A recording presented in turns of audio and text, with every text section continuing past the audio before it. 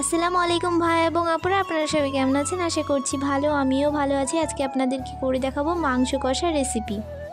এর জন্য আমি মাংসটাকে ভালো করে ধুয়ে পরিষ্কার করে নিয়েছি।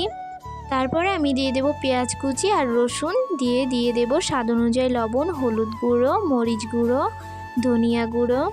তারপর দিয়ে দেব সর্ষের তেল, দিয়ে হাত দিয়ে ভালোভাবে মাখিয়ে নেব। নতুন ভাই এবং আপুরা, আমার ভিডিওগুলো যদি আপনাদের ভালো লেগে থাকে তাহলে লাইক, কমেন্ট, শেয়ার এবং সাবস্ক্রাইব করে আমার পাশেই থাকবেন।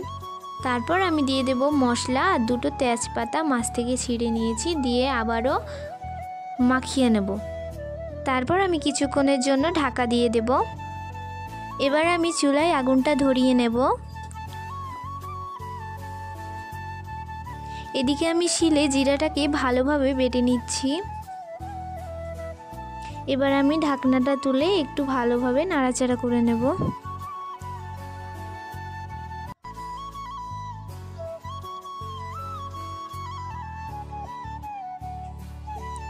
এইভাবে আপনারা বাড়িতে মাংস রান্না করে দেখবেন, খেতে অনেক বেশি স্বাদ হয়।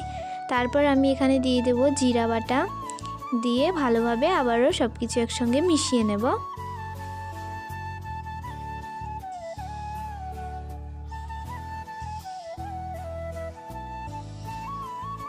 এবার আমি অল্প পানি দিয়ে দেব, দিয়ে আবারও ভালোভাবে নাড়িয়ে নেব। দিয়ে আমি আবারও ঢাকনা দিয়ে ঢেকে দেব।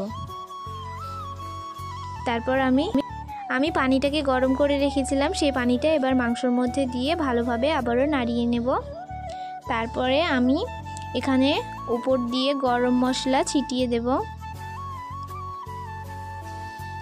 আমার মাংসের কালারটা কত সুন্দর এসেছে দেখতেই পাচ্ছেন।